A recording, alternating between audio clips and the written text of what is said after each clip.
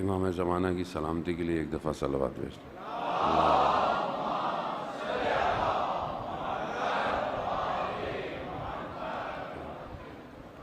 لا حول ولا قوة إلا بالله العلي العظيم حسبنا الله ونعم الوكيل نعم المولى ونعم النصير أعوذ بالله من الشيطان الرجيم بسم الله الرحمن الرحيم الحمد لله الذي يؤمن الخائفين وينجي الصالحين ويذع المستكبرين ويهلك ملوكا ويستخلف آخرين والصلاة والسلام على رسول ثقلين محبوب رب المشرقين والمغربين جد الحسن والحسين نبینا سیدنا ابی القاسم محمد صلی اللہ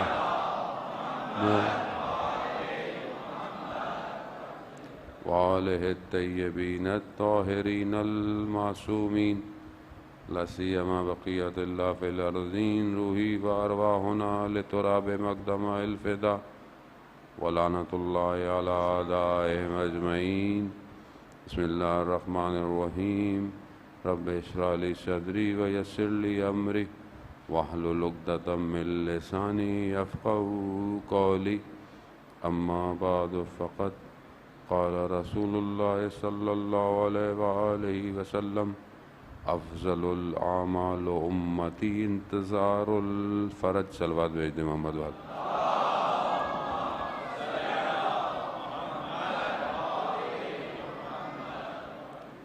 عزاداران شہید و شہداء ایام ماہ سفر اور غم اور مشکلات اور مصیبتوں کے دن جو اہل بیت پر گزر رہے ہیں، ہماری بہرحال اسی سلسلے کی آج آخری جو ہے وہ نوکری ہے کہ بہرحال خدا ان چند دنوں میں جو حق تھا وہ تو ادا نہیں ہو سکا جو کرنا چاہیے، لیکن بہرحال خدا اپنی بارگاہ قبول فرمائے اور ہمیں اس مقصد اور اس ہدف کی طرف بڑھنے کی توفیق عطا فرمائے کہ جس کے لیے ہمیں خلق کیا گیا ہے۔ ہر دور میں ہر انسان کی ذمہ داریاں الگ الگ ہیں اور ہر ایج میں ہر علاقے میں بھی اس کی ذمہ داری فرق کرتی ہے، بس اس کی کوشش یہ ہو کہ وہ اس مقصد کو پہچانے، اپنے امام کو پہچانے کہ جو اپنے وقت کے امام کی معرفت کے بغیر مر گیا وہ گویا جہالیت کی موت مرا ہے۔ امام رسول خدا کی یہ حدیث ہے اور پیغمبر گرامی حضرت محمد مصطفیٰ صلی اللہ علیہ وسلم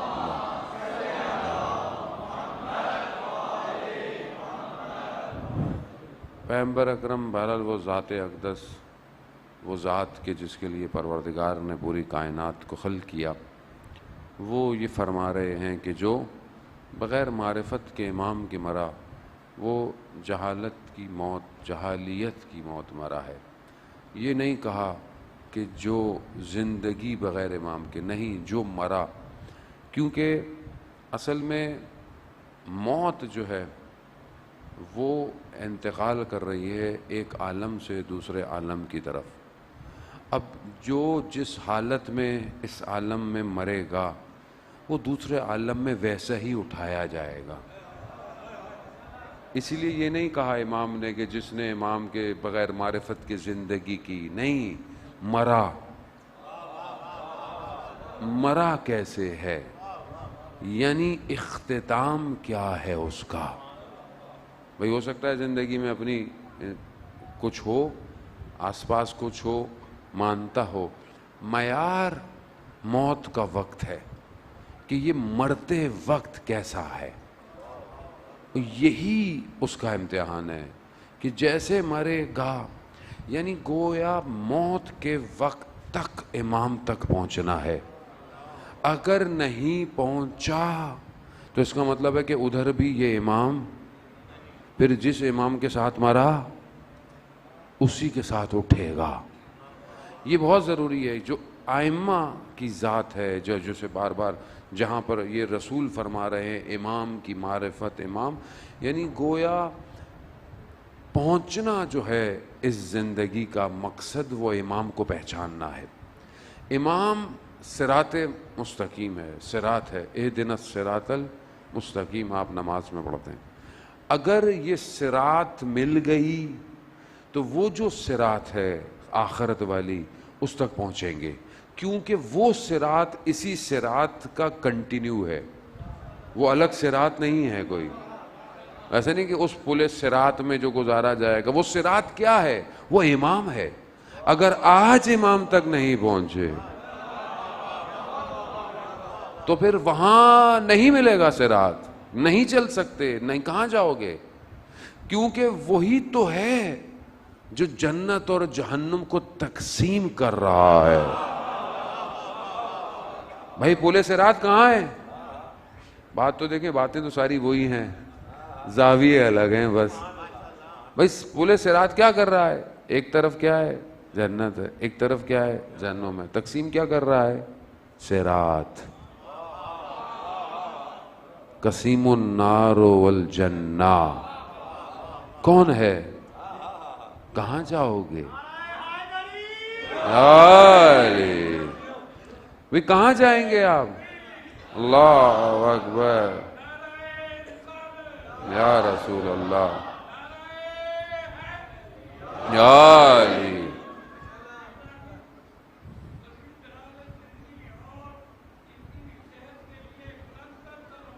اللہ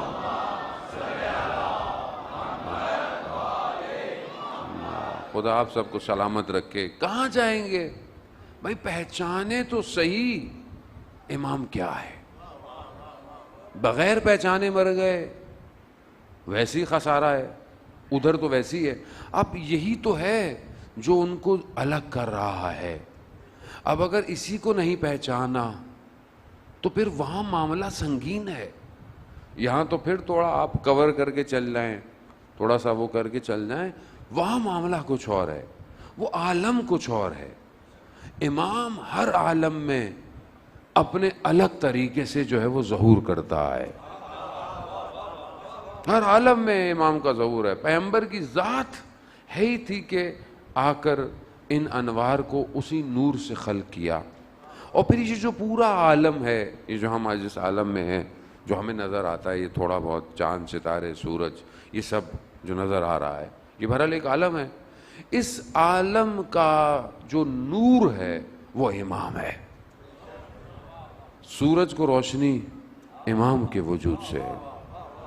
خوب اب آپ بولیں گے وہاں سے خطابت کے جملے ہیں. نہیں, خطابت کے جملے نہیں ہیں. زیارت جامع کبیرہ پڑھیں. زیارت جامع کبیرہ ہمیں بتائے گی کہ امام کہتے کسے ہیں. اس کے اندر ہم پڑھتے ہیں کہ یہ رحمت موصولہ ہیں. یعنی کیا؟ اب دیکھیں, جو رحمت ہے وہ پروردگار کی طرف سے ہے. اب پروردگار نے رحمت بانٹی دنیا میں. ابھی ہم ایک دوسرے پہ رحم کرتے ہیں, ماں بچے پہ رحم کرتی ہے, ہم سائے پہ رحم کرتے ہیں, دوستوں میں, محلے میں, لوگوں سے انسان رحم کرتا ہے. کتنے لوگ ہیں, کتنا رحم ہوتا ہے دنیا میں. اچھا, آپ دوسری چیزوں سے بھی رحم کرتے ہیں, جانوروں پہ بھی رحم کرتے ہیں, پتوں پہ بھی رحم کرتے ہیں. یعنی رحم کی دائرہ کتنا وسیع ہے. اور آپ دیکھ لیں اول انسانیت سے لے کے قیامت تک کتنے لوگ رحم کریں گے. یہ ساری رحمت جو ہے یہ 1% ہے, اور جو 99% رحمت ہے وہ خدا نے رحمت للعالمین کو دی ہوئی ہے. رحمت دی ہوئی ہے, اب وہ اسی میں سے ہے. اب باقی جتنی رحمتیں, ابھی کہا یہ رحمت موصولہ ہے, ساری رحمتیں ان کی وجہ سے ہیں, ان کے وجود سے ہیں. یعنی عالم یہ واسطہ فیض ہیں. اگر یہ نہ ہوں تو خدا تک پہنچنے کا وسیلہ یہی ہے. اب آپ کے ذہن میں آئے گا وہ خدا محتاج ہے؟ خدا نخواستہ وہ خدا محتاج تو نہیں کسی کا, خدا تو بے نیاز ہے. بھائی بے نیاز نے ہی ان کو نیاز دی ہوئی ہے.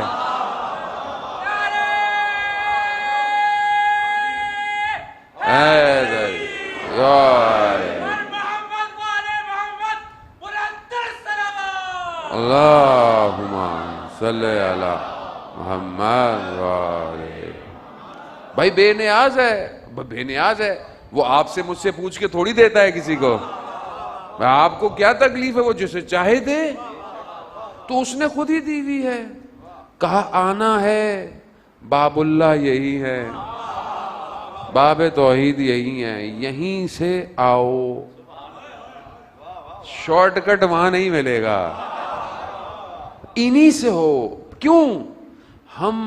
تم ہمیں تو سمجھ نہیں سکتے. وہ خدا کہتا ہے تو ہمارے مظاہر کو تو سمجھو. یہی ہے ہمارا ذکر، یہی ہے. خدا کہہ رہا ہے الا بذکر اللہ تطمئن القلوب. آگاہ ہو جاؤ کہ اللہ کا ذکر دلوں کو اطمینان دیتا ہے. کیا کہا؟ امام فرماتے ہیں نحن ذکر اللہ، ہم اللہ کا ذکر ہے. یعنی ہمارا ذکر کرو، ہمارا ذکر کرو کہ اللہ تک پہنچ جاؤ گے. یعنی خدا نہ خواستہ کوئی یہاں لوگ سمجھ نہیں پائے. دوسری غلطی، لوگ سمجھا بھی نہیں پائے. لوگ کب سمجھیں گے؟ جب سمجھانے والا صحیح ہو. مسئلہ یہ ہے کہ جب صحیح طرح نہیں سمجھایا تو ہمارے اہل سنت بھائی یا دوسرے فرقے کے لوگ پریشان ہو گئے، یار یہ ان کو زیادہ مانتے ہیں. بھائی ان کو زیادہ نہیں مانتے، اللہ کی مانتے ہیں.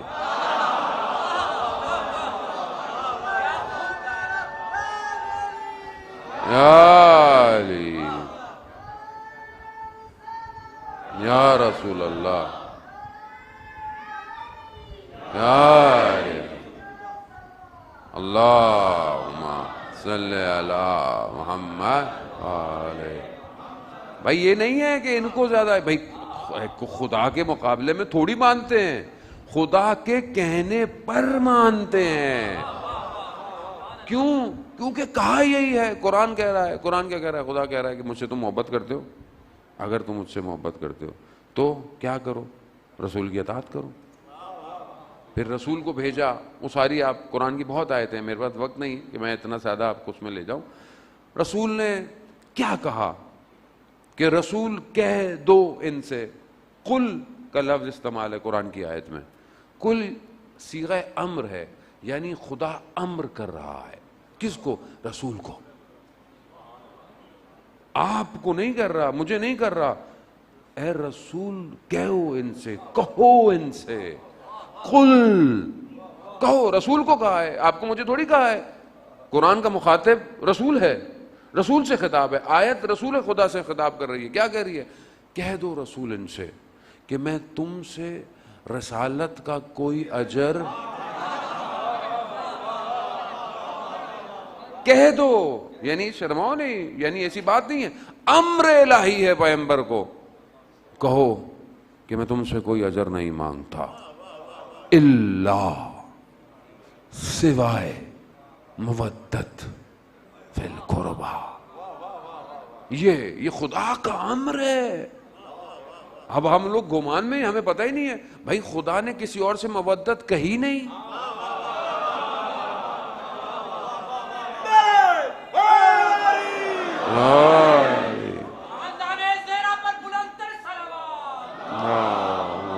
صلی علی محمد. بھائی خدا نے کہا ہے، خدا کہہ رہا ہے بھی محبت کرو. اب خدا کے آگے انسان کی مجال ہے؟ اگر آپ خدا نہ خواستہ کسی اور کی مجال ہے تو کر لے. ہم تو خدا سے بڑا ڈرتے ہیں. کیوں؟ کیونکہ سب خدا کا ہے، نظام خدا کا ہے، دنیا خدا کی ہے، مالک یوم دین وہی ہے، رازق وہی ہے، خالق وہی ہے، ستار وہ ہے، جبار وہ ہے، قہار وہ ہے.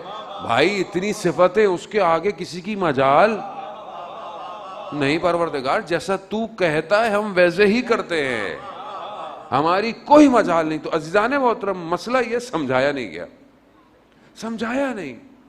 ہم نے صحیح نہیں سمجھایا کہ یہ جو ہستیاں ہیں، یہ ہستیوں کو خدا نے خود بنایا ایسا ہے کہ ان کو محبت کرو، ان کی اطاعت کرو، ان کا ذکر کرو. کیوں؟ کیونکہ یہ کرو گے تو ہمیں سمجھو گے، کیونکہ یہی تمہیں عبادت سکھائیں گے، یہی تمہیں سب دینا سکھائیں گے، ان کے علاوہ کوئی تمہیں ہم تک نہیں لائے گا، جو بھی ہوگا وہ اپنی طرف لائے گا، ہماری طرف نہیں۔ یہ کمال ہے، اللہ کا ولی ہے، اس لیے کربلا اس کی بارز ترین مصداق ہے کہ امام نے کربلا میں خدا کو سجدہ کیا اور بتایا کہ حسین عظیم ہے، حسین کا ہدف عظیم ہے، لیکن جس کے لیے حسین قربان ہو رہا ہے وہ عظیم تر ہے، وہ عظیم تر ہے۔ یہی تو سمجھانا تھا امام حسین نے کہ میں آیا کیوں ہوں، میں کس لیے پہنچا ہوں، میری قربانی کا مقصد کیا ہے۔ لا الہ الا اللہ، کوئی نہیں معبود سوائے اس۔ وہ کیسا معبود ہے کہ جس کے لیے حسین علی اکبر دے رہا ہے، جس کے لیے علی اصغر دے رہا ہے، کیسا خدا ہے۔ تبھی تو امام حسین نے فرمایا دعا عرفہ میں کہ اے پروردگار، جس نے تجھے پا لیا اس نے کیا کھویا، اور جس نے تجھے کھو دیا اس نے کیا پایا۔ عین توحید ہے ذکر امام، تبھی توحید اللہ ہے۔ ہم سمجھے نہیں، ہم خود نہیں سمجھے، اب لوگوں کو کیا سمجھاتے۔ جب آپ، ظاہر ہے، آپ کو نہیں کہہ رہا، خدا نہ خواستہ برا نہیں مانیے گا، جب ہم پڑھے لکھے لوگوں کو نہیں بٹھائیں گے ممبر پہ تو ظاہر ہے وہ کہاں لے کے جائے گا آپ کو، کہاں لے کے جائے گا، جسے خود نہیں پتا۔ بھائی دیکھیں، تلمذ اختیار کرنا پڑتا ہے، شاگرد بننا پڑتا ہے۔ اب جو بھی فیلڈ ہے نا، کوئی بھی فیلڈ ہو، مثلا ایک آپ کو میکینک کا کام بھی سیکھنا ہے نا، کسی کو بیٹا گاڑیوں کا کام، تو وہ بیٹھتے ہیں بیٹا جاؤ استاد کے پاس کچھ دن گزار کے آؤ۔ استاد کے پاس جاتا ہے تو وہ اس کو نٹ پانا بھی پکڑنا آتا ہے۔ چھوٹے سے کام کے لیے استاد کی ضرورت ہے۔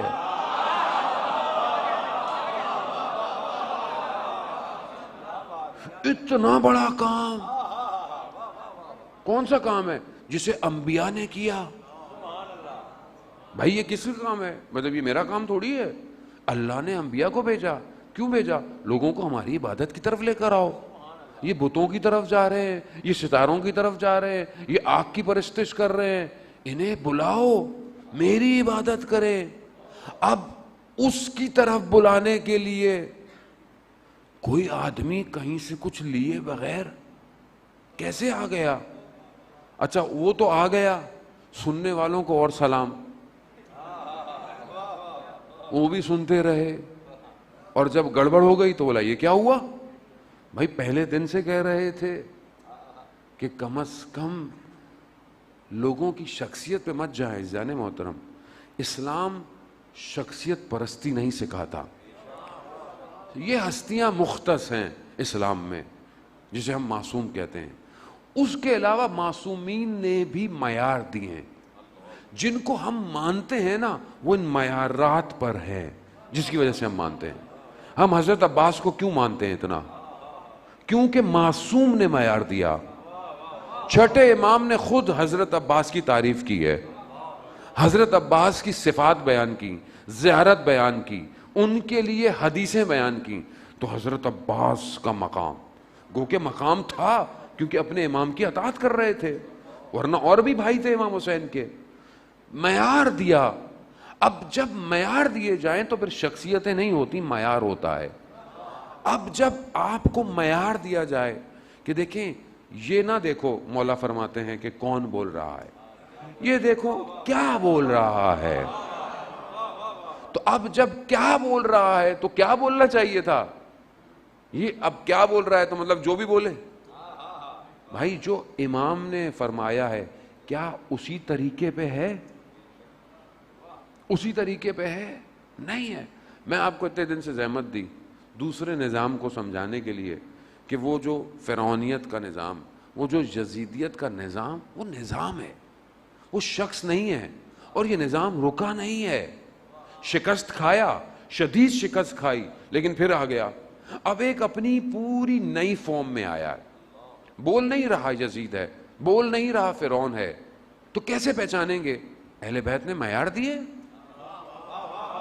معیار دیے. امام نے کیا فرمایا؟ مثلی، میرے جیسا،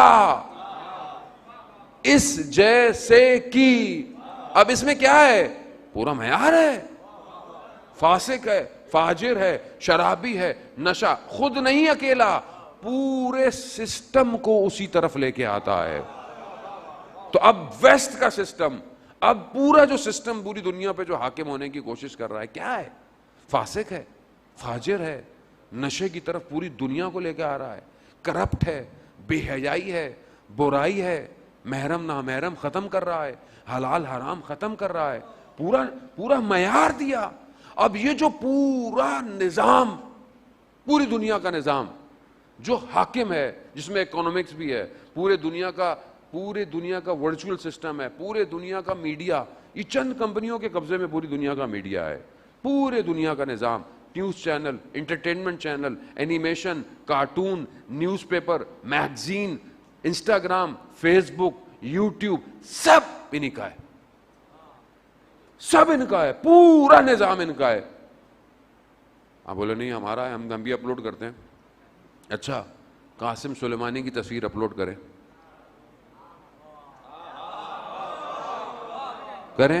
اکاؤنٹ 1 مہینے کے لیے ڈسیبل. کیوں؟ انہوں نے دکھایا ہماری حاکمیت ہے. ہم سمجھ نہیں رہے. یعنی ایک شخصی تصویر سے کیا مسئلہ تھا؟ انہیں پتا تھا یہ تصویر والا دوسرے سسٹم کا ہے، یہ دوسرے سسٹم کا ہے، یہ ہمارے سسٹم کا نہیں ہے. اب آپ لان تان اپلوڈ کرتے رہیں، یہ کبھی نہیں ہٹائیں گے. کیوں؟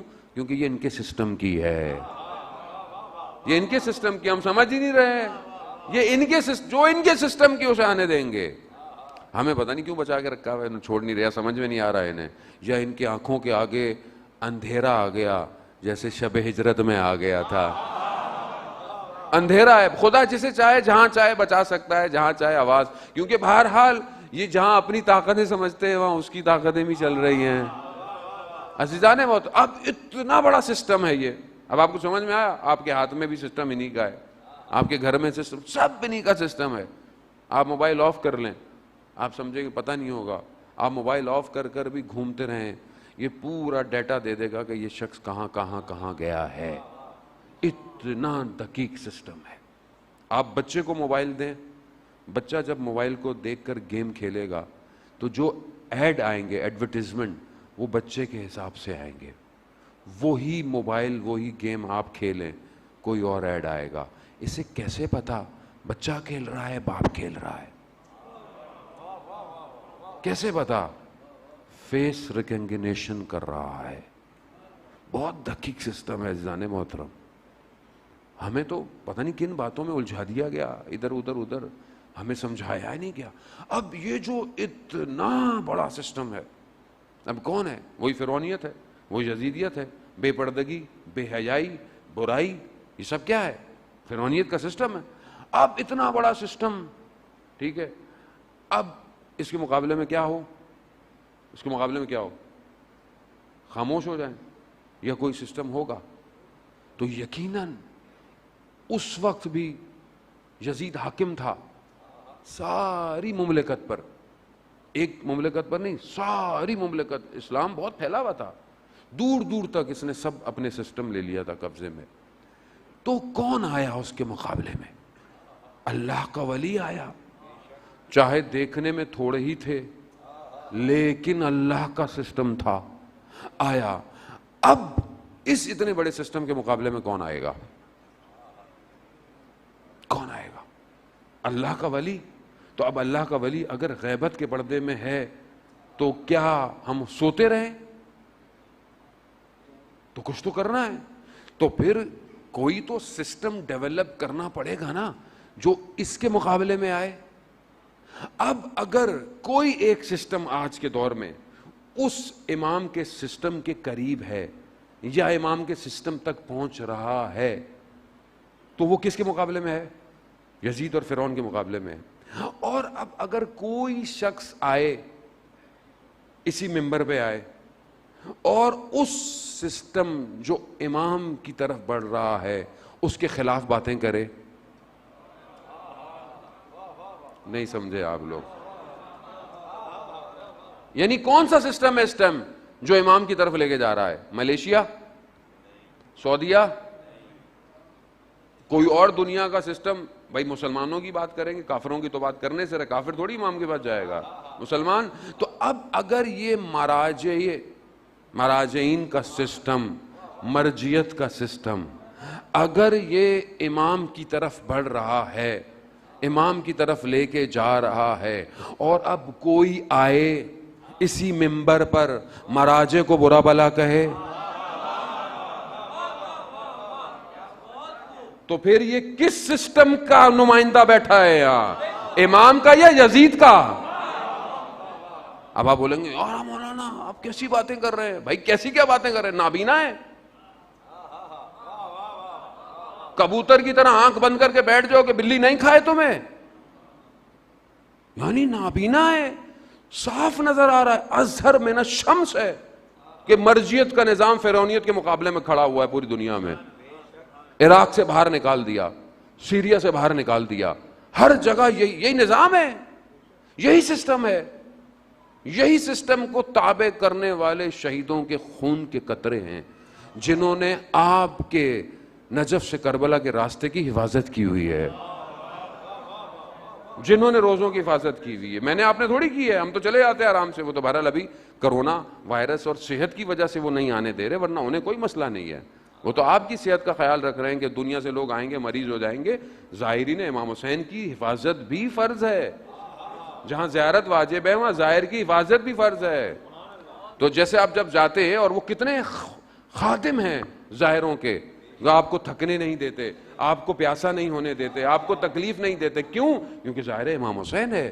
وہ نہیں چاہتے کہ زائر امام حسین بیمار ہو، ضعیف ہو. آپ ابھی بھی زائر ہی ہیں اگر نہیں جا رہے. آپ ظاہر ہیں، آپ جانا چاہتے تھے نہیں جا رہے. وہ نہیں کہ وہ نہیں آنے دے رہے، وہ اس لیے نہیں آنے دے رہے کہ وہ آپ کی اہمیت کو سمجھتے ہیں. اور جب تک 40 نہیں ہوگا ان کی یہ خدمت آپ کی خدمت ہو رہی ہے. عزیزان محترم، آپ تب تک 40 جب تک آپ اپنے گھروں میں بیٹھے ہوئے ہیں آپ کی وہ خدمت کر رہے ہیں. وہ ظاہر ہے، وہ جانتے ہیں کہ امام حسین کے ظاہر کی خدمت کیسے کی جا سکتی ہے. اب وہ جو سسٹم ہے جس نے پورا یہ سب کیا ہوا ہے، تو یہ سسٹم تو ہے کہ جو امام کی طرف بڑھ رہا ہے. ظاہر ہے اس میں ساری چیزیں پرفیکٹ نہیں ہیں، ظاہر ہے پرفیکٹ تو امام کا سسٹم ہوگا. یہ اس طرف بڑھ رہا ہے، تو جتنا فیصد بھی بڑھ رہا ہے تو مقابلے میں تو یزید کے ہے، مقابلے میں تو فرعون کے ہے. تو اب ہمارا کیا فرض بنتا ہے؟ اب کوئی آئے ان کے خلاف بات کرے، اب آپ کیا بولیں گے؟ نہیں مولا کا ذاکر ہے، چھوڑ دو. مولانا خطیب ہے، کوئی بھی ہو، چاہے لباس میں ہو، دھوکہ مت کھائیے گا لباس کی وجہ سے. معیار، میں نے کہا معیار وہ ہے جو اہل بیت نے دیا ہے، میں معیار نہیں ہوں. اگر میں بھی اسی راستے پر ہوں تو بسم اللہ، نہیں تو ہٹا دے. وہ معیار ہے، میں معیار ہی نہیں ہوں. اصل اسلام شخصیت پرستی کو ختم کر دیتا ہے. تقوی معیار ہے، حق بولنا معیار ہے، حالات کو سمجھنا معیار ہے. اور اگر کچھ سمجھنا بھی ہے تو کم از کم ان مراجع کو دیکھیں یہ کیا کہہ رہے ہیں. جب وہ کہہ رہے ہوں کہ دوسروں کے مقدسات کی توہین نہیں کرو، نہیں کرو. بھائی عقیدہ تھوڑی تبدیل کروا رہے ہیں آپ سے. بھائی توہین نہیں کرو. بھائی ظاہر ہے وہ بہتر جانتے ہیں، وہ پوری دنیا کو کفِ دست پہ دیکھتے ہیں. ان کے لیے دنیا ایسے جیسے ان کے ہاتھوں کے اندر ہے. کیوں؟ کیونکہ امام نے ہاتھ رکھا ہوا ہے. امام نے ہاتھ. آپ کیا سمجھ رہے ہیں ایسے بھی چل رہے ہیں؟ وہ بغیر سوچے سمجھے چلا رہے ہیں. دنیا چل رہی ہے، دنیا کو چلا رہے ہیں، اور آپ یہاں گلی کوچوں میں بیٹھے ہوئے پتہ نہیں کیا کر رہے ہیں. سمجھیں عزیزان محترم، یہاں پر کسی سے ناراضگی نہیں ہے، لیکن ہمیں آپ یوں کہہ لیں کہ اچھے الفاظ اگر میں استعمال کروں ادب احترام کے ساتھ، ہمیں امام تک پہنچنے میں روکا جا رہا ہے، تاخیر کی جا رہی ہے. تاکہ یہ دیر سے پہنچے. کیوں؟ کیونکہ ان کے دل میں عشق ہے. یہ امام کے نام پہ آتے ہیں, یہ کسی کے نام پہ نہیں آتے مجلس میں. لیکن ان کو روکو, اور ہم خود تاخیر کر رہے ہیں. تو ہم سمجھیں عزیزان محترم امام کیا ہے. جب امام سمجھ میں آئے گا تو امام کا نظام بھی سمجھ میں آ جائے گا. اب اس میں ہمیں سب ختم کرنا ہے عزیزان محترم, یہ نفرتیں, یہ لڑائیاں. آپ یقین کریں جو بھی آپس میں اختلاف پیدا کرے, آپ سمجھ لیں وہ اللہ کی طرف نہیں لے کے جا رہا. جب قرآن میں خدا کہہ رہا ہے کہ تفرقہ نہیں کرو, تفرقہ نہیں کرو, کیوں تفرقہ کرتے ہیں؟ کیوں نہیں سمجھتے؟ ہو سکتا ہے کسی کی بات کسی کو بہت کم سمجھ میں آئے, زیادہ سمجھ میں آئے. اہل سنت آیت اللہ عظمہ سستانی حفظ اللہ فرماتے ہیں اہل سنت تمہارے بھائی نہیں, تمہارا نفس ہیں, یعنی تمہارے اتنے قریب ہیں وجود کے. خوب آپ اس کا احترام کریں, آپ سب کو جمع کریں اور امام زمانہ کی طرف لے کر آئیں. اصل ہدف تو امام ہے, تو امام کی طرف قوم کو تیار کریں عزیزان محترم. بہرحال آپ کا میں نے وقت لیا اور بہت تیزی سے وقت جو ہے وہ گزر جاتا ہے. بس کچھ تھوڑی سی چیزیں کہ ہم اپنا سوسائٹی میں رول پلے کریں. چاہے آپ اسٹوڈنٹ ہیں, چاہے آپ ٹیچر ہیں, چاہے آپ والد ہیں, چاہے آپ فرزند ہیں, چاہے آپ والدہ ہیں, آپ بیوی ہیں, ماں ہیں, جو بھی ہیں, آپ کا کردار جو بھی ہے, آپ کو سوسائٹی میں اپنا کردار ادا کرنا ہے. دوسرا, آپ کو اپنی سوسائٹی کو ریفارم دینا ہے, اس کو بڑھانا ہے, بہتر کرنا ہے. اس میں آپ کا کیا کردار ہے؟ اس میں آپ ایک دوسرے کے ساتھ کیا کر سکتے ہیں؟ اکیلا کمال پہ پہنچنا کوئی کمال نہیں ہوتا. آپ اکیلی عبادتوں پہ کمال پہ جائیں, آپ کے گھر والے نہ پہنچیں, کوئی فائدہ نہیں ہے.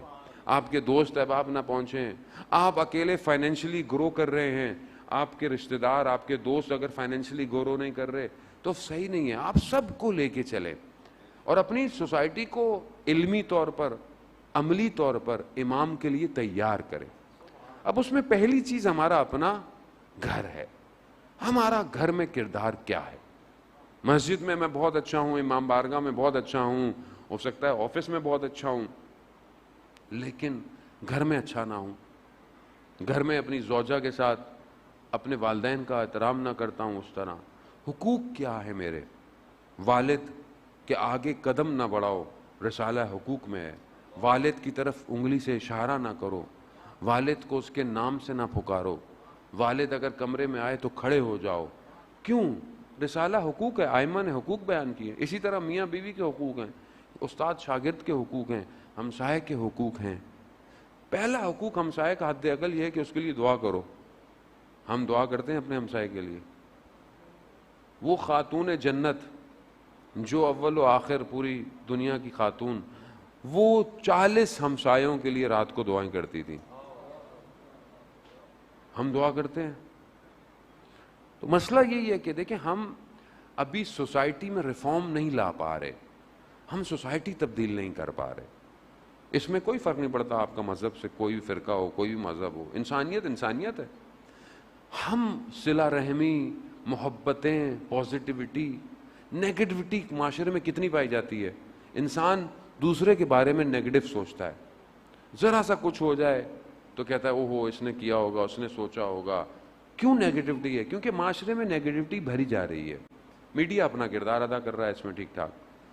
ہمیں اپنے آپ کو پازیٹو, جب آپ پازیٹو سوچیں گے تبھی آپ پازیٹو کام کریں گے. آپ گھر سے نکلتے وقت یا کسی سے ملتے وقت نیگیٹو رہے تو آپ کوئی اچھی بات بھی کر رہا ہوگا تو بھی آپ بولیں گے نہیں یہ تو غلط سوچ رہا ہے, اس کے کوئی اور اس کا مقصد ہوگا. ایسے ہی آج کل تو کوئی کسی کی بھلائی بھی کرے تو انسان شک کرتا ہے, پتہ نہیں کیوں کر رہا ہے. تو آغا دولابی کہتے تھے گھر سے نکلتے وقت محبت سے نکلا کرو. اور وہ اتنے بزرگ ہو گئے تھے تو کہا ابھی تک میری زوجہ میرے جوتوں کو سیدھا کر کر مجھے گھر سے خدافظ کرتی ہے. کیوں؟ کہا کہ گھر سے جب نکل رہے ہو نہیں پتا واپس آؤ گے یا نہیں, تو لڑ کر مت نکلو, غصے ہو کے مت نکلو, قہر کر کر مت نکلو, پتہ نہیں اسی حالت میں مر جاؤ. محبت سے گھر سے. کتنی چھوٹی سی بات ہے لیکن ہم اس پہ توجہ نہیں دیتے. عزیزان محترم, آیت اللہ باؤدینی مسجد میں بیٹھے ہوئے تھے طالب علم تھا, آیا بیوی سے ناراض ہو کے آیا اور بڑی آ کے مسجد میں بیٹھا, تو اس نے کچھ پوچھا نہیں, آغا باؤدینی کو ویسے ہی نظر آ جاتا تھا. کہنے لگے کہ ان درسوں کا, ان عبادتوں کا کوئی فائدہ نہیں ہے جب گھر میں تم ناراض ہو کے آئے ہوئے ہو. اب کتنی سادی سی بات, تو سادی سی ہے, لیکن یہی سادی سی بات ہوتی نہیں ہے آدمی سے. رجب علی خیاط شخص کہتا ہے کہ میں انہیں لے کے جا رہا تھا درس پہ, میری ڈیوٹی ہوتی تھی. میں نے کہا میرا بیٹا بہت, میری بیوی شدید علیل ہے, بہت بیمار ہے, ڈاکٹروں کی سمجھ میں نہیں آ رہا کیا بیماری ہے, کیا ہے. تو انہوں نے کہا کہ ڈاکٹروں کی دوا سے کچھ نہیں ہو سکتا. تو کہا کچھ تو آپ کریں. کہہ رہا دعا سے بھی کچھ نہیں ہوگا. کہا کیوں؟ کہا اس نے تمہاری غیر موجودگی میں تمہارے بچے کو, اس کا بھی بچہ ہے لیکن اسے بہت غلط طریقے سے مارا, اس بچے کی آہ نے تمہاری بیوی کو بیمار کر دیا. تو کیا کروں؟ کہا بچے کو کچھ کھلونے دو, چھوٹا بچہ ہے, کھلونے دو, چیزیں دو, پھر اس کو ماں کے پاس لے کے جاؤ. ہمیں پتہ ہی نہیں ہے ہماری پکڑ کہاں ہے زندگی میں, ہماری مصیبتیں ہماری. کب آزو کا کہتے ہیں مولانا پوری زندگی میں مشکل ہے. کیا مشکل ہے؟ ڈھونڈیں. مشکل آپ کے اطراف میں ہے. خدا تھوڑی چاہتا ہے آپ کو تکلیف دے, وہ تو خالق ہے. اس نے تو کہا کہ میں نے پوری دنیا کو تمہارے لیے بنایا ہے مگر تمہیں اپنے لیے بنایا ہے. اب اگر ہم سے اگر کچھ نہیں ہے تو اس کا مطلب ہے کہ بھئی یا تو ہم اس کی حکمتوں کو سمجھیں اور یہ بھی دعا مانگے نا کہ اس کی حکمت سمجھ میں آئے. بات اگر انسان کی زندگی میں ایک حادثہ ہوتا ہے, ایک واقعہ ہوتا ہے, اور اس کو کئی عرصے کے بعد سمجھ میں آتا ہے او یہ اس لیے ہوا تھا, اس لیے ہوا تھا. اب وقت, کئی لوگوں کو سال لگ جاتے ہیں بعض اوقات واقعے کو سمجھنے کے لیے.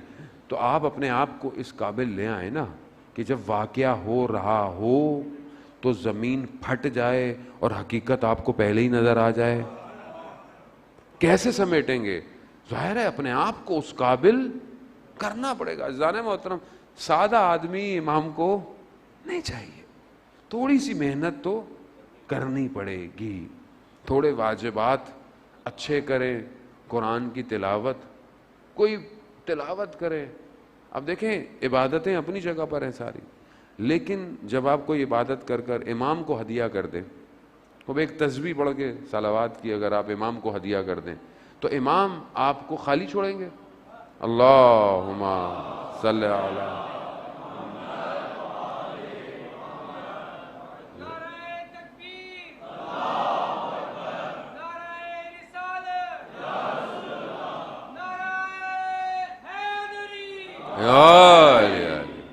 عزیزان محترم, خوب ایک عالم دین نے ایک شخص سے کہا کہ کچھ اور چیزیں بھی پڑھنے کو کہیں, لیکن کہا کہ 5 قرآن کی آیات ڈیلی پڑھ کے امام کو ہدیہ کر دو. اب اس میں کوئی مشکل کام ہے؟ کتنے واٹس ایپ کے میسیجز ہم پڑھتے ہیں صبح شام, فیس بک کے سٹیٹس پڑھتے ہیں. 5 قرآن کی آیتیں پڑھنے میں کتنی دیر لگتی ہے؟ تو ہم کچھ تو کریں امام کے لیے. بھائی کچھ کریں گے تو آپ کے پاس کچھ تو ہو کہ مولا یہ میں کرتا تھا آپ کی, صرف آپ کی خاطر.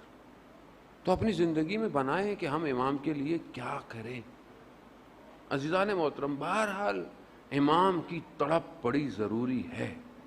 یہ تڑپ ہوگی تو ہی انسان کسی کمال پہ پہنچے گا. علامہ بحر العلوم کے بہت بڑے عالم دین سید بحر العلوم اپنے زمانے کے, کہ یہاں تک کہ بعض علماء بیان کرتے ہیں کہ جو عالم برزخ جو جنت ہے اس میں کچھ لوگوں کی ڈیوٹیاں ایسی ہیں کہ ان کی روحیں کبھی بھی نہیں آئیں. کچھ لوگوں کے پاس علم تھا, علامہ طباطبائی کے بھائی کے پاس علم تھا, وہ روحوں کو بلا لیتے تھے. وہ کبھی بھی علامہ بحر العلوم کی روح نہیں آئی. اس کی وجہ کیا تھی؟ اس کی وجہ یہ تھی کہ ان کی عالم برزخ میں نوکری ایسی ہے کہ وہاں سے ہٹ ہی نہیں سکتے. کیا نوکری؟ انہوں نے پیغام بھجوائے, علماء بیان کرتے ہیں کہ انہوں نے کہا کہ ہم مولا علی کے دروازے کے نگہبان ہیں. ہم جو ہے وہ ہمارے پاس وقت ہی نہیں ہے, ہم کہاں ہیں اس مقام پہ, اور دنیا میں بہرحال ان کے اپنے مقامات سارے.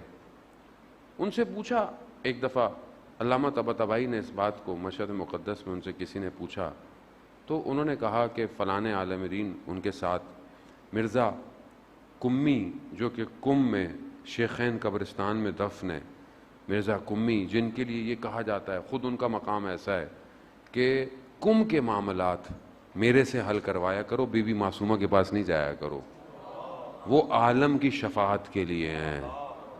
وہ ان کے ہم کلاسی تھے، ساتھ اٹھتے بیٹھتے تھے، پڑھتے تھے۔ یہ کہہ رہا ہے میں بعد میں گیا عتبات یعنی نجف زیارتوں پہ، تو کچھ لوگ بیٹھے ہوئے تھے، جب لوگ کم ہو گئے تو میں نے ان سے کہا کہ ہم دونوں ساتھ پڑھتے تھے، ہم مباحثی بھی تھے، لیکن جو آپ کے پاس ہے وہ ہمارے پاس نہیں، ماجرا کیا ہے؟ حالانکہ خود بھی بڑے مقام پہ تھے، لیکن جو آپ کے پاس ہے وہ ہمارے پاس نہیں۔ تو کہتے ہیں انہوں نے کہا کہ میری عادت تھی رات کو میں شب میں مسجد کوفہ میں عبادت کرتا تھا اور صبح جو ہے وہ درس پہ آ جاتا تھا۔ ایک رات میں مسجد کوفہ جا رہا تھا تو طوفان سی آندھی سی آئی اور اندر سے مجھے یہ احساس ہوا کہ مجھے مسجد سیلا جانا چاہیے۔ مسجد سیلا مسجد کوفہ سے پہلے ہے، جہاں انبیاء کے مقامات ہیں اور وہ وقت کے امام سے مختص ہے، مخصوص ہے۔ کہا میرا کھچاؤ ہوا کہ میں مسجد سیلا جاؤں۔ میں نے کہا نہیں، میں روز وہیں جاتا ہوں، میں وہیں جاؤں گا۔ کہا طوفان آندھی نے مجھے موڑ دیا، میں مسجد سیلا گیا۔ میں مسجد سیلا میں جیسے ہی داخل ہوا اور وہاں پر میں نماز عبادت میں، تو میں نے دیکھا کہ کوئی شخص مقام امام زمانہ پہ بیٹھا قرآن کی تلاوت کر رہا ہے۔ کہا میں نے ایسی تلاوت کبھی نہیں سنی۔ اس تلاوت نے، اس چیز نے مجھے کھینچا۔ جب میں قریب ہوا، رات تھی، تاریکی تھی، تھوڑا خوف بھی تھا۔ جب میں اور ہوا تو مجھے آواز دی، مہدی نام تھا ان کا بھی، مہدی بحر العلوم۔ کہا مہدی ہمارے قریب آؤ۔ کہا میں تھوڑا سا آگے بڑھا۔ کہا دوبارہ کہا کہ ہمارے قریب آؤ۔ کہا میں تھوڑا اور آگے بڑھا تو امام تھے، امام نے فرمایا کہ دیکھو ادب کا تقاضا یہ ہے جب بلایا جائے تو آ جاؤ۔ کہہ رہے ہیں میں قریب آیا، امام نے اپنا سینہ میرے سینے سے لگایا، صدر سینے سے علم سینے کو دیا۔ کہا یہ سب اس عطا کی دین ہے۔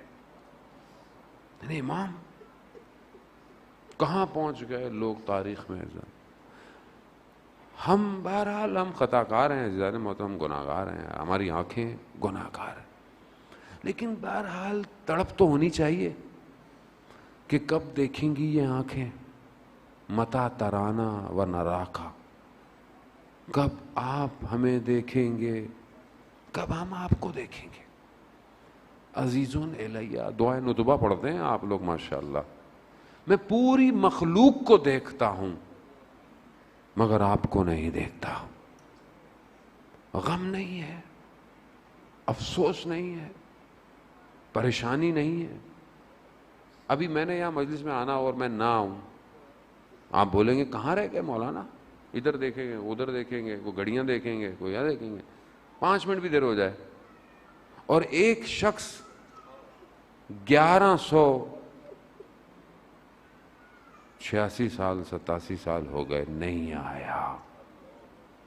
ہم تڑپ ہی نہیں رہے، ہم کبھی گھڑی دیکھتے ہی نہیں ہیں، ہم کبھی کیلنڈر ہی نہیں دیکھتے۔ مولا آج بھی نہیں آئے۔ ٹائمر لگا ہونا چاہیے زندگی میں، کب آئیں گے آپ؟ یہ سب مجلسیں کس لیے ہیں؟ یہ محفلیں کس لیے ہیں عزیزان محترم؟ کس کے لیے؟ میرے لیے، آپ کے لیے، انجمن کے لیے، ٹرسٹ کے لیے نہیں۔ اس سب کا اصلی عزادار وہی ہے، اس سب کا اصلی صاحب وہی ہے، مالک وہی ہے۔ ہم لوگ کھوکھلے ہیں، ہمارے پاس کچھ نہیں ہے عزیزان محترم۔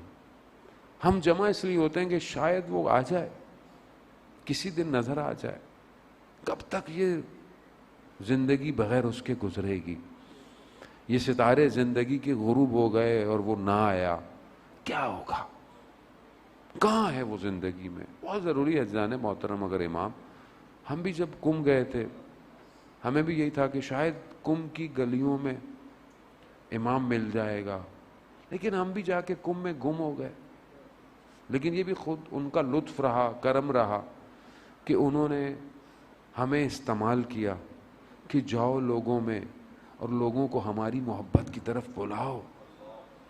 یہ خود ان کا کرم ہے، اس میں ہمارا کوئی کمال نہیں ہے.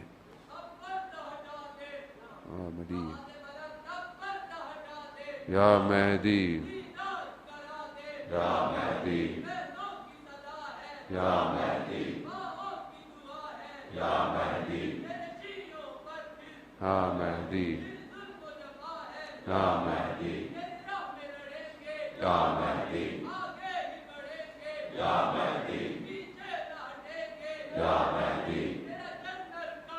یا مہدی، یا مہدی، یا مہدی، یا مہدی، یا مہدی، یا مہدی، یا مہدی. صلی علی محمد. آزادان محترم، بہرحال امام کو پہچانے. وقت بہرحال بہت تیزی سے آگے کی طرف نکل گیا. خدا کرے کہ بہرحال ہماری ان صداؤں کو، ان جذبات کو ہمارا امام سن رہا، دیکھ رہا. کچھ مصائب ایسے ہیں کہ جن پر کہتے ہیں علماء کے امام زمانہ آتے ہیں. بہرحال آج ہم بھی ان مصائب کا سہارا لیتے ہیں. شاید آج ہماری مجلس میں امام آ جائے.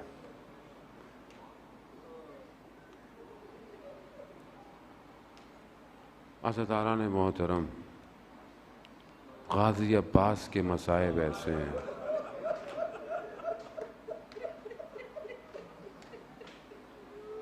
جسے مولا نے خاص طور پر امام حسین کے لیے مانگا ہو. اس کا غم ایسا ہے، علماء کہتے ہیں امام زمانہ تشریف لاتے ہیں. چچا عباس نے قربانی ایسی دی ہے کہ ائمہ خود ان کی تعریف کرتے ہیں. آیت اللہ شمس الدین بیان کرتے ہیں ایک عالم ربانی کو کہ وہ کربلا پہنچا، رات ہو چکی تھی. جیسے ہی حرم حضرت عباس میں گیا تو دیکھا دروازہ بند ہے. صبح آنا، حرم کے دروازے بند ہوتے تھے پہلے رات. چلا گیا، جا کے سو گیا. خواب میں دیکھا کہ سید الشہداء کے حرم میں ہے اور رسول خدا تشریف رکھتے ہیں، امام علی بھی تشریف رکھتے ہیں. ایسے میں اس نے دیکھا کہ ایک جوان آیا. اس نے رسول خدا کی خدمت میں کہا، یا رسول اللہ، مجھے غازی عباس نے بھیجا ہے ایک بچے کی صحت کی دعا کے لیے کہ آپ خدا کی بارگاہ سے اسے شفا دلوا دیں. رسول خدا نے فرمایا کہ اس بچے کا وقت پورا ہو گیا ہے، کچھ نہیں ہو سکتا. وہ جوان چلا گیا. تھوڑی دیر بعد جوان پھر آیا، کہا یا رسول اللہ، غازی عباس دوبارہ فرماتے ہیں کہ آپ خدا کی بارگاہ میں اس کو شفا دلوا دیں. رسول خدا نے وہی جواب دیا کہ اس کا وقت پورا ہو گیا ہے. وہ عالم کہتا ہے میں نے دیکھا تیسری دفعہ غازی عباس خود آ گئے. کیسے آئے؟ کہا دونوں بازو قلم ہیں، آنکھ میں تیر لگا ہوا ہے.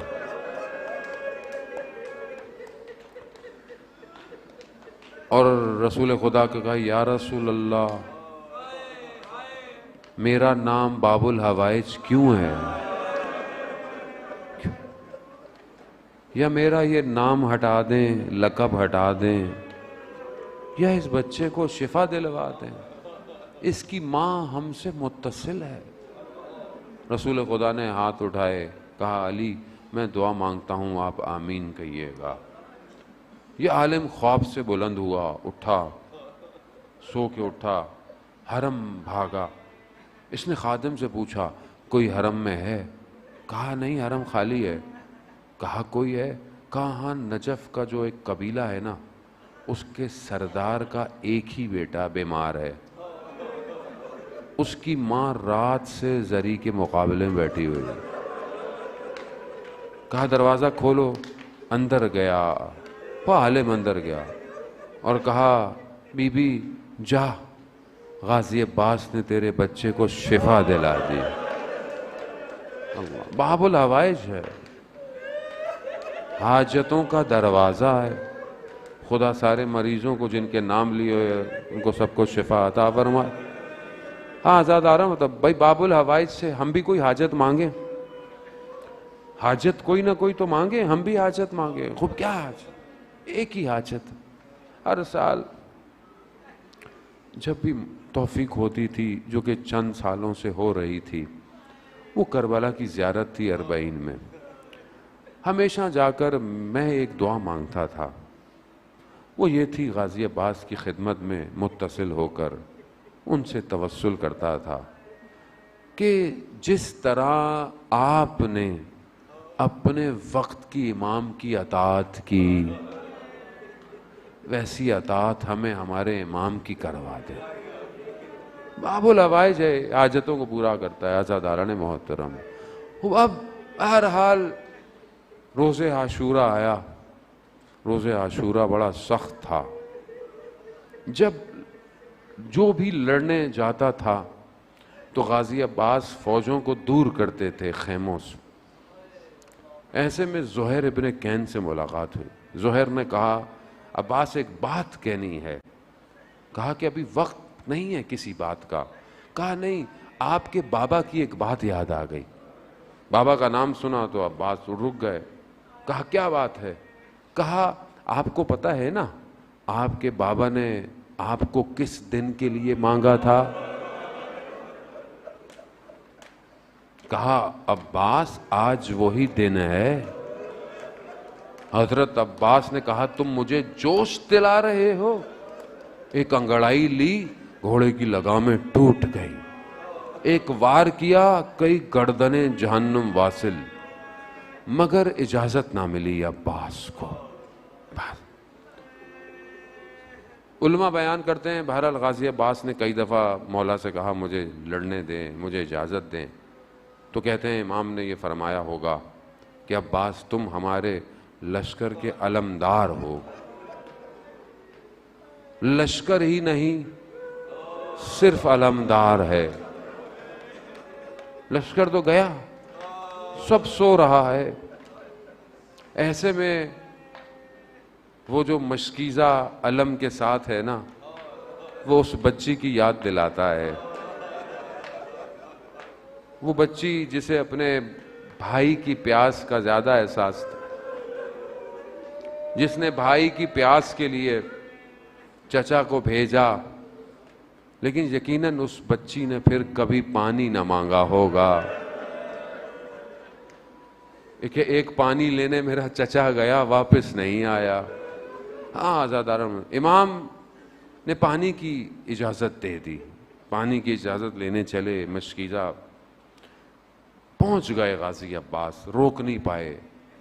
حضرت نے رستے میں کئی لوگوں کو جہنم واصل کیا۔ پانی تک پہنچے، پانی کو ہاتھ میں اٹھایا۔ پانی جب ہاتھ میں آیا تو 20 سال پرانی وصیت یاد آئی۔ کون سی وصیت؟ 21 محرم کی رات ہے، امام کی آخری رات ہے کوفہ میں۔ سب بھائیوں کو بلایا ہے، عباس کو الگ بلایا۔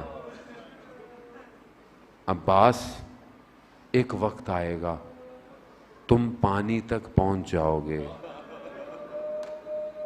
مگر یاد رکھنا عباس، حسین پیاسا ہوگا، اللہ اکبر اللہ. بھائی با وفا ہے، ایثار، قربانی، اطاعت، یہ سارے نام ہی عباس کی وجہ سے ہیں. وفا اتنا خوبصورت نہ ہوتا اگر عباس کے ساتھ نہ جڑتا. عباس کے ساتھ جڑا ہے تو وفا بھی کیا خوبصورت ہو گیا.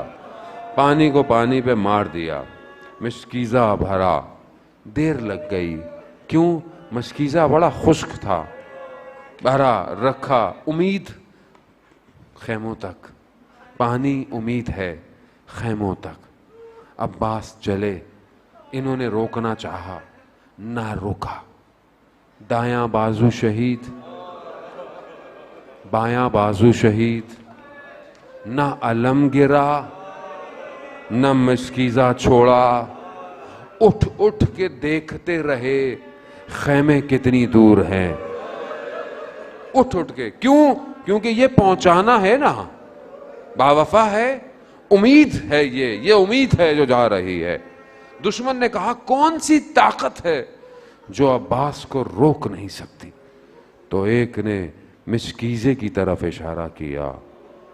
تیر مشکیزے پہ نہیں لگا، امیدوں کا پانی پھر گیا. اللہ، یہی تو امید تھی، یہی تو امید تھی. گھوڑا بھی باوفا، اس نے بھی رخ موڑ لیا. کیوں؟ جانتا تھا کہ بغیر پانی کے عباس خیموں میں نہیں جائے گا.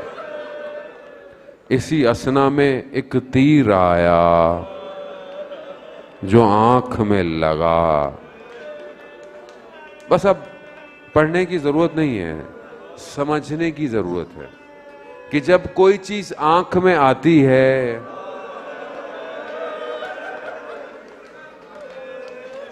سمجھنے کی ضرورت ہے.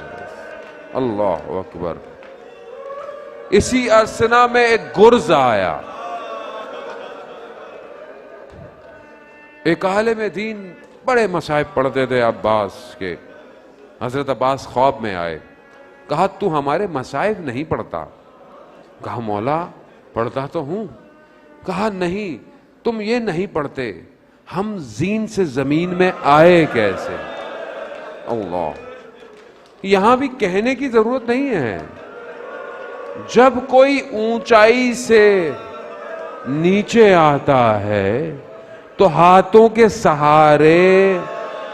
اللہ اللہ.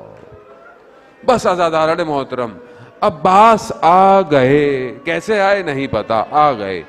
اسی اسنا میں میرا چوتھا امام فرماتا ہے کہ میں نے اپنے بابا کو دیکھا. بابا نے کمر پکڑی ہوئی ہے اور کہا ان کسارا ظہری، میری کمر ٹوٹ گئی. عباس گرے، حسین کی کمر ٹوٹ گئی. اب جب کوئی اور گرتا تھا تو امام بڑی تیزی سے جاتے تھے. کیوں؟ کیونکہ خیموں میں عباس تھا. اب کیسے جائے؟ ایک نگاہ عباس پہ ہے، ایک نگاہ خیموں پہ ہے. اللہ بھائی پہنچ گیا. آپ نے گریہ کیا خدا آپ کو اس کا اجر دے، آپ کو باب الحوائج کربلا کی زیارت کروائے. عزاداران محترم، بڑا کریم ہے، کریم ہے. یہ علی کا فرزند ہے. یہ آسان نہیں ہے. اس کا دروازہ بڑا وسیع ہے. یہ حسین کے ساتھ ہے. اس کا معاملہ کوئی اور ہے کائنات میں. اسے جو سمجھ گیا وہ پرواز کر گیا. ہاں عزاداران محترم، بس میرا مولا پہنچ گیا. آخری لمحے آپ کو زحمت دی، آپ نے بڑا گریہ کیا. زانو پر سر رکھا، خون صاف کیا. اطاعت اتنی ہے، وصیت نہیں، درخواست کر رہا ہے، درخواست کر رہا ہے. کیا علماء بیان کرتے ہیں کہ درخواست کی کیا؟ کہا میرے بدن کو خیموں میں مت لے کے جانا. اب علماء بیان کرتے ہیں کہ کیوں، کیا وجہ ہے. آپ کو پتا ہے نا، ایک ہی بدن ہے، باقی سارے گنجے شہداء میں ہیں، سب وہی. علی اصغر سینے پہ سو رہے ہیں، علی اکبر قریب ہیں، باقی سب یہی ہیں. صرف حضرت حر کو قبیلے والے لے گئے تھے تو دور ہے. صرف یہ واحد ہے جو ادھر نہیں گیا۔ علماء کہتے ہیں کیونکہ با وفا بغیر پانی کے بدن بھی نہیں جانا چاہتا تھا، مگر علامہ نے جو تعویل بیان کی وہ اس سے بڑی ہے۔ کہا کیونکہ اطاعت گزار ہے، مطیع ہے، با وفا ہے، جانتا ہے میرا مولا کئی دن کا پیاسا صبح سے لاشیں اٹھا رہا ہے، میں اپنے بدن کو اٹھانے آزادارہ محترم چھوڑ دیا، علم اٹھایا، بس آخری جملے، علم اٹھایا، خیموں کی طرف چل دیے۔ اب چھوٹے چھوٹے بچے اور وہ ایک بچی اس علم کو دیکھ رہے، علم قریب آ رہا ہے نا، اسی امید پہ چچا عباس آ رہے ہیں، چچا عباس، امو عباس، پانی آ رہا ہے، امو عباس، مگر جیسے ہی قریب آئے تو کیا دیکھا، علم بابا کے ہاتھ میں ہے۔ بچی نے کہا بابا، امو عباس، کہا امو عباس نہر کنارے سو گئے۔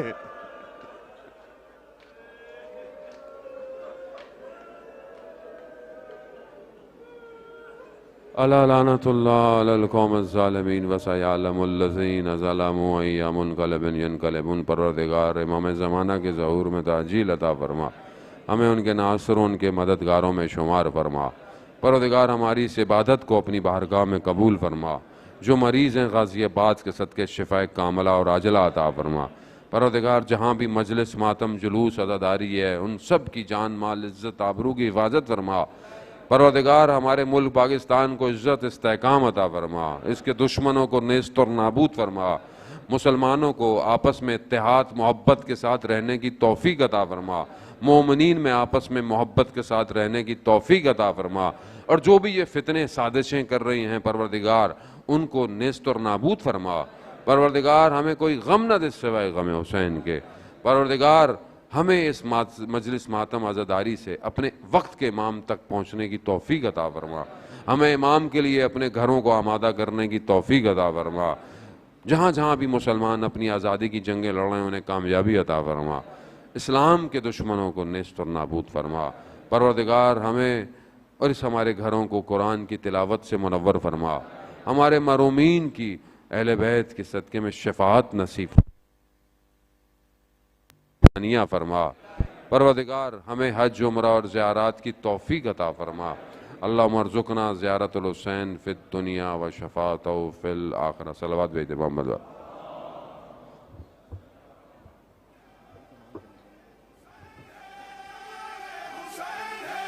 اے فاطمہ کے لال تیرا غم منائیں گے، اے فاطمہ کے لال تیرا غم منائیں گے، اے فاطمہ کے لال تیرا غم منائیں گے، اے فاطمہ کے لال تیرا غم منائیں گے۔ روزے ازل کیا تھا جو وعدہ نبھائیں گے، وعدہ نبھائیں گے، وعدہ نبھائیں گے، اے فاطمہ کے لال تیرا غم منائیں گے، فاطمہ کے لال تیرا غم منائیں گے، اے فاطمہ کے لال تیرا غم منائیں گے، اے فاطمہ کے لال تیرا غم منائیں گے۔ حر کی قسم سبیلوں پہ یاد حسین نے، حر کی قسم سبیلوں پہ یاد حسین نے، حر کی قسم سبیلوں پہ یاد حسین نے، یاد حسین نے، یاد حسین نے۔